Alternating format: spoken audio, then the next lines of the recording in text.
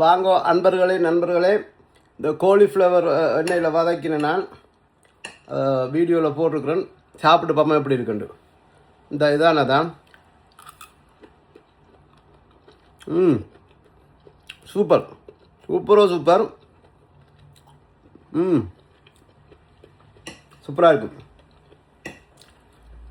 இந்த காலிஃப்ளவர் எல்லாம் யூரோப்பில் எல்லா சூப்பர் மார்க்கெட்லையும் சீப்பாக கிடைக்கும். நீங்கள் வாங்கி வடிவாக செய்து சாப்பிடுங்க. இது தனியும்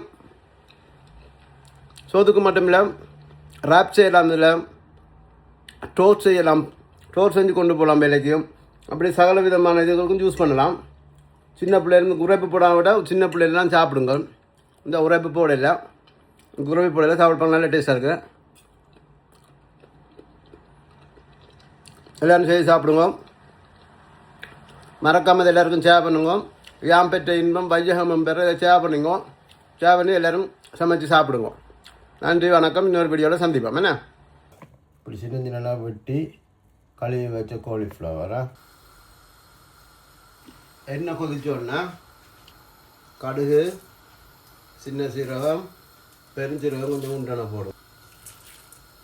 வச்ச வெங்காயம்,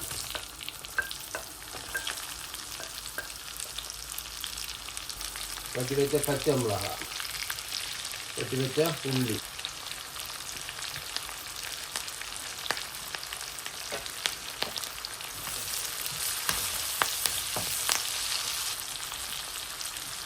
இப்படி கொஞ்சம் வதங்கி வெங்காயம் கண்ணாடி அதுக்கு வந்த பிறகு வெட்டி வச்ச காலிஃப்ளவர், இந்த காலிஃப்ளவரை போடணும்.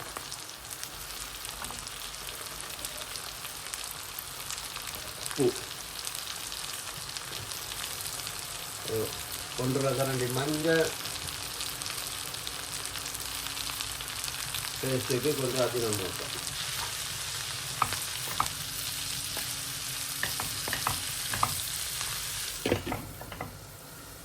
ஒரு 5 நிமிஷம் அவிய வைக்க தெரியும். அப்படி இருக்காது.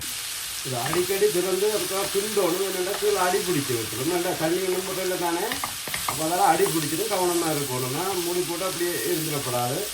வடிவாக கொஞ்சம் அடிக்கடி செஞ்சுட்டீங்கன்னா தான் அது திறந்து அடி பிடிக்காமல் இருக்குமா.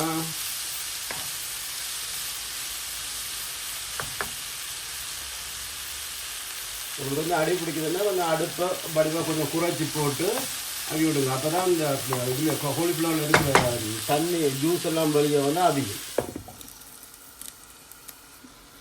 திருப்பி இருக்க இடையில திறந்து பார்க்கணுமா, இந்த பாருங்க. திருப்பி திறந்தீங்கன்னா எவ்வளோ குறைஞ்சிருக்குன்னு பார்த்துனீங்களா. நாங்கள் போட்டளவில் இருந்து வதங்கி நல்லா குறையும். சரிதானே, கீழே பாருங்கள் அடி பிடிச்சிட்டும் காணலாம். பாருங்க, இந்த பதத்தில் வந்துட்டுண்டா எண்ணெய் வதக்கல் ரெடி.